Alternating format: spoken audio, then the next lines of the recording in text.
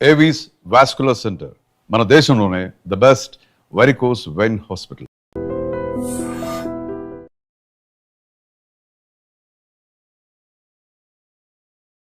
Welcome to I dream. నేను మీ భవ్య. మనకి రెగ్యులర్గా వచ్చే మోషన్ ఉంటుంది, అది చాలా లూజ్గా అవుతుందా మీకు, లేదా బాగా టైట్గా ఉంటుందా, కొన్నిసార్లు 2 days గ్యాప్ వస్తుందా, లేదా బాగా స్మెల్ ఉంటుంది. సో ఇవన్నీ ఎందుకు జరుగుతాయి అంటే అప్పుడు మన గట్ హెల్త్ బాగుందనా లేదా, ఈ డీటెయిల్స్ మనతో మాట్లాడడానికి మెడికవర్ నుంచి డాక్టర్ శ్రీమన్ నారాయణ గ్యాస్ట్రోఎంట్రాలజిస్ట్ ఉన్నారు. అడిగి తెలుసుకుందాం. నమస్తే సార్, ఎలా ఉన్నారు సార్? సార్, మోషన్స్ రెగ్యులర్గా వెళ్తున్నప్పుడు కొంతమందికి బాగా వాటరీగా వస్తుంటాయి, కొంతమందికి చాలా టైట్గా ఇబ్బంది పడుతుంటారు, ప్రెషర్ చేస్తుంటారు, కొంతమందికి అసలు 2-3 days అసలు అవ్వనే అవ్వదన్నమాట, చాలా ఇబ్బంది పడతారు.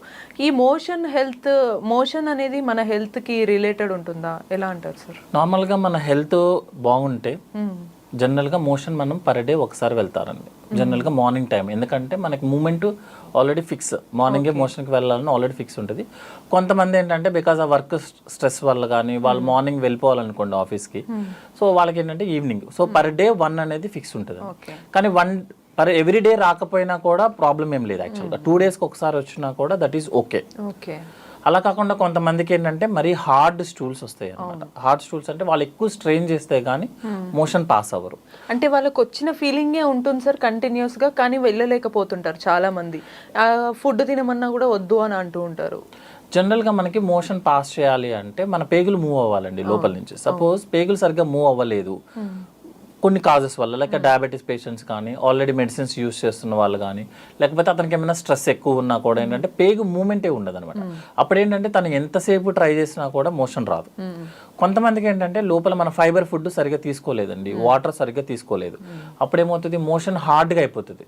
సో హార్డ్ స్టూల్ని తను మూవ్ చేయలేకపోతున్నాడు అనమాట. అప్పుడు వాళ్ళు క్లియర్గా చెప్తారు, సార్ లాస్ట్లో ఎక్కడో బ్లాక్ అయినట్టుంది, పంపించలేకపోతున్నాను. వీళ్ళల్లో ఏం చేస్తారంటే జనరల్గా కొంతమంది ఫింగర్ యూస్ చేయటము, కొంతమంది ఏంటంటే ఆ ఏరియాలో కొంచెం చేయి అడ్డం పెట్టుకొని ప్రెజర్ అప్లై చేయడం, అంటే పుష్ అండ్ పుల్లింగ్ టెక్నిక్ అంటారు. సో వాళ్ళకి ఏంటంటే వీళ్ళకి హార్డ్ స్టూల్స్, వాళ్ళకి జస్ట్ మనం వాటర్ ఇంటేక్ చూసుకోండి, ఫైబర్స్ యూస్ చేయండి, ఫిజికల్ యాక్టివిటీ పెంచుకోండి అంటే సెట్ అయిపోతారు అనమాట. కొంతమంది ఏంటంటే మల్టిపుల్ టైమ్స్ లూజ్ మోషన్స్కి వెళ్తారనమాట. సో ఇందులో 2 types ఉంటుందండి యాక్చువల్గా. ఏంటంటే కొంచెం నార్మల్ మోషనే మల్టిపుల్ టైమ్స్ వెళ్తే మనం ఐబిఎస్ ప్రాబ్లం అంటాం, ఇరిటబుల్ బవల్ సిండ్రోమ్ ప్రాబ్లం అనమాట. వీళ్ళు టిపికల్గా ఏంటంటే స్టమక్ పెయిన్ వస్తుంది, మోషన్కి వెళ్ళిపోతారు, మోషన్ అయిపోయిన వెంటనే అయిపోయింది కదా అని బయటకు వస్తారు, మళ్ళీ 2 minutes తర్వాత మళ్ళీ నొప్పి వస్తుంది. So every time stomach pain వచ్చినప్పుడల్లా తన మోషన్కి వెళ్ళాలి. అండ్ అన్నం తిన్న వెంటనే మోషన్కి పరిగెత్తుతారు అనమాట, వాళ్ళని ఐబిఎస్ ప్రాబ్లం అంటాం యాక్చువల్గా. అదేమి ఫంక్షనల్ ప్రాబ్లం అండి యాక్చువల్గా, స్ట్రెస్ రిలేటెడ్ అనమాట. సార్ అంతే, ఇది రెగ్యులర్గా ఉండే ఛాన్స్ ఉంటుందా? కొన్నిసార్లు మన హెల్త్ డిస్టర్బ్ అయినప్పుడు రెగ్యులర్గా తిన్న వెంటనే వెళ్తారు అన్నారు, అది మధ్య మధ్యలో కూడా వచ్చే ఛాన్సెస్ ఉంటాయి? జనరల్గా ఏంటంటే ఇప్పుడు సపోజ్ ఫుడ్ పాయిజనింగ్ అయింది అనుకోండి, అతనికి ఏంటంటే స్టమక్ అంతా అప్సెట్ లాగా ఉంటుంది, లూజ్ మోషన్స్కి వెళ్తాడు, కొంచెం ఫీవరిష్గా ఉంటుంది, బాడీ పెయిన్స్ ఉంటుంది. 2-3 days కన్నా ఎక్కువ ఉండదు జనరల్గా. ఇన్ఫెక్షన్ వల్ల వచ్చిందంటే 2-3 days, మాక్సిమం 1 week ఉంటుందండి. నేను చెప్పిన ఐబిఎస్ ప్రాబ్లం ఏంటంటే కంటిన్యూస్ ప్రాసెస్ అనమాట. లైక్ సూర్యుడు చంద్రుడు వచ్చినట్టు 15 రోజులు ఉంటుంది, తగ్గిపోతుంది, 15 రోజులు వస్తుంది, తగ్గిపోతుంది. సో క్రానిక్గా ఉంటుంది అనమాట. More than 1 year 2 years history చెప్పాలి అతను. ఇంకోటి ఏంటంటే మోషన్ లూజ్గా రాదు వీళ్ళకి, నార్మల్ మోషనే మల్టిపుల్ టైమ్స్ వెళ్ళాల్సి వస్తుంది అనమాట. అలా కాకుండా లూజ్ మోషన్సే చాలా రోజుల నుంచి వెళ్తున్నాడు అనుకుందాం అనుకోండి, అతను ఏంటంటే మన హిస్టరీలో జిగురు ఏమైనా ఉందని అడుగుతాం. మోషన్లో జిగురు ఎలా ఉందనేది జనరల్గా చెప్పలేరు ఎవరు కూడా, కాబట్టి అంటే వాష్ చేసుకునేటప్పుడు మీకు ఏమైనా స్టిక్కీగా అనిపిస్తుందని అడుగుతారు. కొంతమందికి ఏంటంటే బ్లడ్ మోషన్లో మిక్స్ అయిపోయి వస్తుంది అనమాట. వాళ్ళకి ఏంటంటే మనకి లోపల పేగు లోపల పూత ఉందని డౌట్ వస్తుంది అనమాట. బట్ జనరల్గా మోర్ దాన్ 1 week కన్నా ఎక్కువ హిస్టరీ ఉండాలి వీళ్ళకి. 1 weekలో కొంతమందికి డిసెంట్రీ అని చెప్తాం కదా, డిసెంట్రీలో కూడా 1 week ఈ 3 ఉంటాయి. కానీ లూజ్ మోషన్స్ ఉండాలి, ప్లస్ గమ్ ఉండాలి, అందులో కొంచెం బ్లడ్ మిక్స్ అయ్యి వచ్చి ఉండాలి. వాళ్ళకి మోర్ దాన్ 1 week హిస్టరీ ఉంటే మాత్రం పేగు లోపల పూతలాగా ఏమైనా వచ్చే ఛాన్సెస్ ఉంటాయి అనమాట. లైక్ అల్సరేటివ్ కోలైటిస్ కానీ, క్రాన్స్ డిసీజ్ కానీ, టీబీ పేషెంట్స్ కానీ అనుకుంటాము. సో ఇవన్నీ చేయాలంటే ముందు మనం అసలు మోషన్ని చెక్ చేసుకోవాల్సి వస్తుంది. మన మోషన్ చెక్ చేయడం అంటే అట్లీస్ట్ వెస్టర్న్ కమోడ్స్ కాబట్టి అన్ని బిఫోర్ ఫ్లషింగ్, మన ఫ్లష్ కొట్టక ముందే ఒకసారి బ్యాక్ సైడ్ చూసుకుంటే 1 week ఒకసారి చూసుకోవడంలో తప్పలేదు. ఎందుకంటే మనము హెల్త్ ఉన్నామా లేదనేది మన మోషన్, యూరిన్ డిసైడ్ చేసేస్తాయి. మన కళ్ళు ఎలాగో, కళ్ళు చూడంగానే ఇతను నీరసంగా ఉందా, ఫీవర్గా ఉందా అని చెప్పేస్తారు ఎవరైనా, పెద్దవాళ్ళు ఎవరైనా చెప్పేస్తారు. సార్ ఇప్పుడు మీరు లూజ్ మోషన్ అనేది రెగ్యులర్ గా అవుతూ అది కూడా మనకి ఒకేసారి వెళ్ళకుండా గ్యాప్ తో 2 మినిట్స్కి వెళ్తే అది ఐబిఎస్ హెల్త్ ఇష్యూ అన్నారు కదా. ఒకవేళ వాళ్ళు టైట్ గా వెళ్తే గనక ఆ ఇష్యూ ఏంటి అనొచ్చు, లేదు వాళ్ళకి వెళ్ళిన తర్వాత స్మెల్ బాగా స్మెల్లీగా ఉంటుంది, నెక్స్ట్ టైం వెళ్ళాలనుకున్న వాళ్ళు అసలు వెళ్ళలేకపోతారు అనమాట. సో అలా ఉన్న వాళ్ళ హెల్త్ ఇష్యూ ఎలా ఉంటుంది, దాన్ని ఏమంటారు? జనరల్ గా మోషన్ ఎక్కువ రోజులు మనకి స్టక్ అయిపోయింది అనుకోండి లోపల, సపోజ్ మోర్ దాన్ 1 డే కన్నా ఉన్నాం అనుకోండి, మన బవల్కున్న అడ్వాంటేజ్ ఏంటి అంటే సపోజ్ అక్కడ ఏదైనా ఫుడ్ మెటీరియల్ కానీ, like motion is also food material for bowel, so అవి డైజెషన్ చేసుకోవడానికి స్టార్ట్ అవుతుంది అనమాట. సో అందులో ఉన్న వాటర్ని తీసేస్తుంది, అందులో ఏదైతే కార్బోహైడ్రేట్స్ ఉన్నాయో ఫైబర్స్ ఉన్నాయో మొత్తం యూస్ చేసుకుంటుంది అనమాట. సో మోర్ ఎక్కువ రోజులు కనుక మీరు ఫుడ్ మెటీరియల్ చూడండి, మీరు ఆ రోజు ఫ్రెష్ ఉంటుంది, స్మెల్ వస్తుంది, మంచి స్మెల్ వస్తుంది. మీరు 1 డే కనుక ఆ ఫుడ్ కి గ్యాప్ ఇచ్చారనుకోండి, చాలా కంపు వచ్చేస్తుంది, హోల్ స్మెల్లింగ్ వచ్చేస్తుంది. సేమ్ ఇదే కాన్సెప్ట్ అండి. మనం రెగ్యులర్గా మోషన్కి వెళ్తే మన మోషన్ స్మెల్ రాదు. అలా కాకుండా మనం రెగ్యులర్గా వెళ్లకుండా 1 డే 2 డే గ్యాప్స్ ఇచ్చారనుకోండి, మన మోషనే లోపల బ్యాక్టీరియల్ ఫర్మెంటేషన్ అయిపోయి ఎక్కువ స్మెల్ వచ్చేస్తుంది అనమాట. అంటే అర్థం అతనికి కాన్స్టిపేషన్ ఎక్కువ రోజుల నుంచి ఉన్నట్టు లెక్క. సో అదే. ఇంకోటి ఏంటంటే ఓల్డ్ పీపుల్ కనుక ఇలాగే కాన్స్టిపేషన్కి రిపీటెడ్గా అవుతున్నారు అనుకోండి, అర్థం ఏంటంటే ఓల్డ్ పీపుల్ జనరల్గా మనం క్యాన్సర్స్ ఏదైనా ఐడెంటిఫై చేస్తాం. బట్ జనరల్గా అండి ఒక పేషెంట్ కనుక కంప్లైంట్తో వచ్చాడు, పెయిన్తోనో లూజ్ మోషన్తోనో బ్లీడింగ్తో వచ్చాడు అనుకో, 95% క్యాన్సర్స్ కాదు. కాదు. పేషెంట్ కంప్లైంట్తో వస్తే జనరల్గా క్యాన్సర్స్ ఉండవు. అలా కాకుండా పేషెంట్ ని డాక్టర్ ఐడెంటిఫై చేస్తే కొన్ని క్యాన్సర్స్ ఉంటాయి అన్నమాట. ఎందుకంటే మనం నెట్ లో ఫస్ట్ కొట్టంగానే blood in the motion you have a cancer అని వస్తుంది, క్యాచీ వర్డ్ కాబట్టి. బట్ జనరల్ గా ఒక పేషెంట్ కంప్లైంట్ తో వస్తే 95% క్యాన్సర్స్ అవ్వవు. వాళ్ళు వచ్చిందేమో అని కంగారుతో నెగ్లెక్ట్ చేస్తారు. అది నార్మల్ కండిషన్ కూడా చాలా అబ్నార్మల్ కింద మారిపోతుంది. సో ఫైనల్గా సార్, ఇప్పుడు ఈ మోషన్స్ అనేవి మీరు అందాక అన్నట్టు హెవీగా అయినా కష్టమే, టైట్గా అయినా కష్టమే.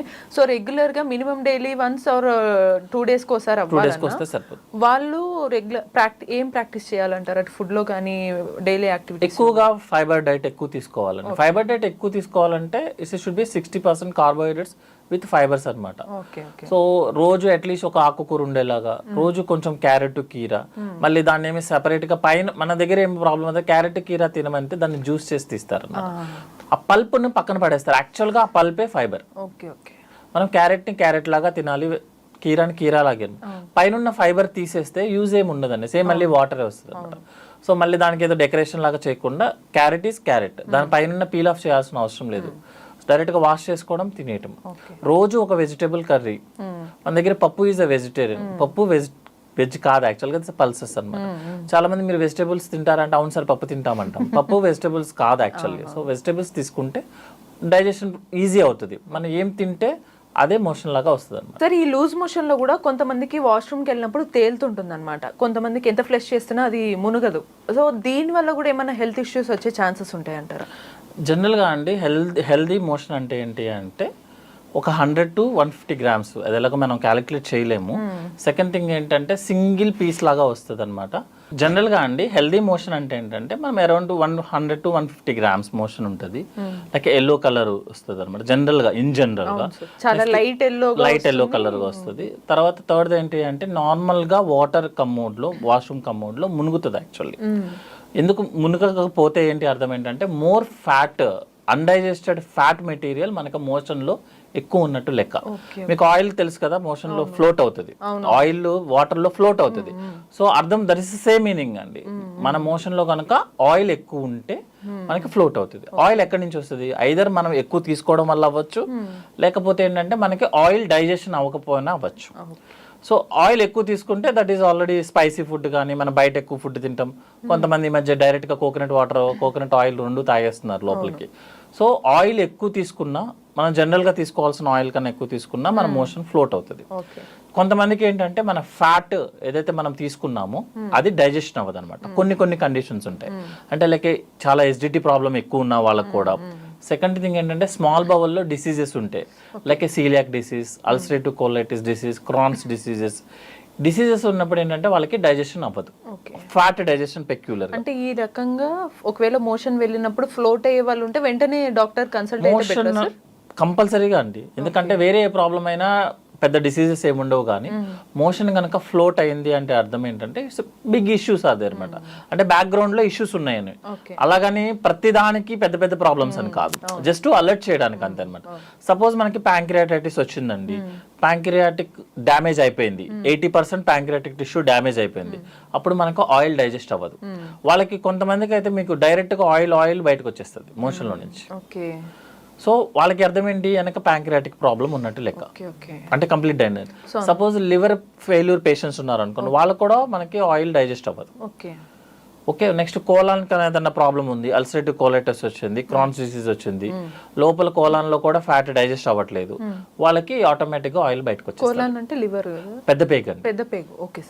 సో ఏ డైజెషన్ ప్రాసెస్ లో కనుక ప్రాబ్లం వచ్చినా, లైక్ ఫుడ్ పైప్ లో, స్టమక్ లో, ఇంటెస్టైన్ లో, కోలాన్ లో, లివర్ లో, గాల్ బ్లాడర్ లో ఎక్కడ ప్రాబ్లం వచ్చినా కూడా ఫస్ట్ ఎఫెక్ట్ అయ్యేది ఫ్యాట్.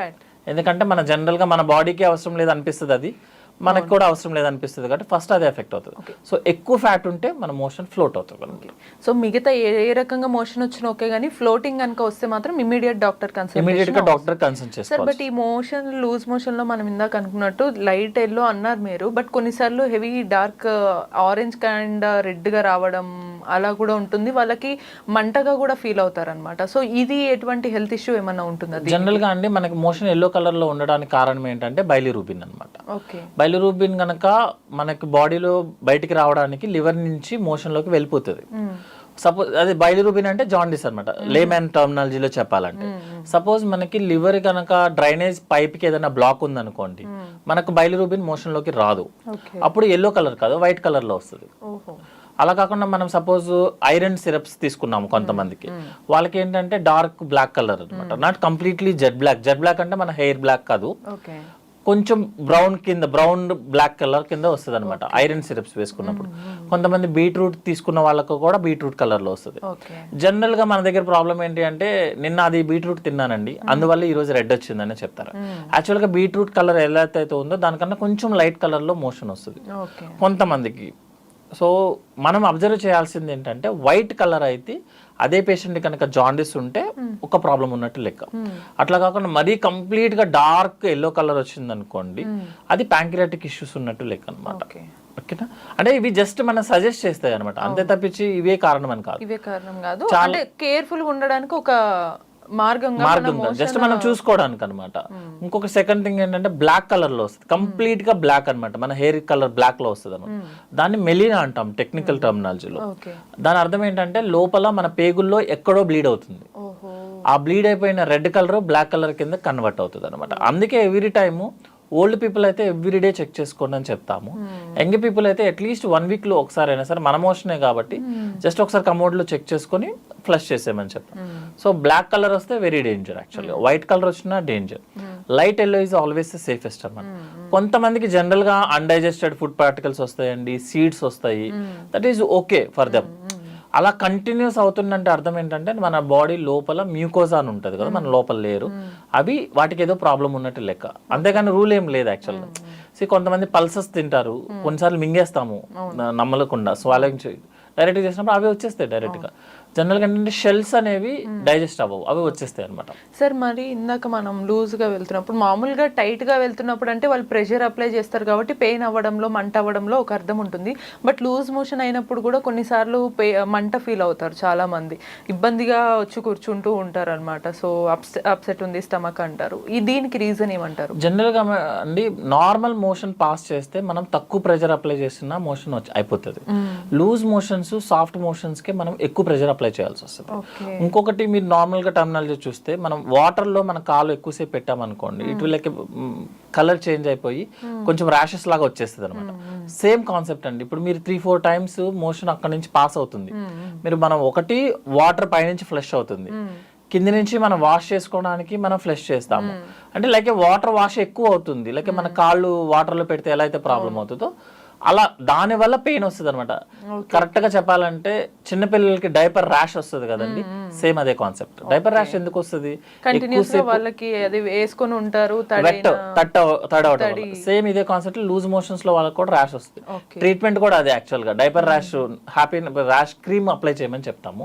అంటే ఎనీ టైం డ్రైగా పెట్టుకోండి, వాష్ చేసుకోవద్దు, టిష్యూ పేపర్ తో క్లీన్ చేసుకోమని చెప్తాము. చూసారు కదా, మన గట్ హెల్త్ బాగుంటే మోషన్ అనేది కూడా నీట్ గా ఉంటుంది. సో నెక్స్ట్ ఇటువంటి మరిన్ని ఇన్ఫర్మేటివ్ టిప్స్ కోసం కీప్ వాచింగ్ ఐ డ్రీమ్.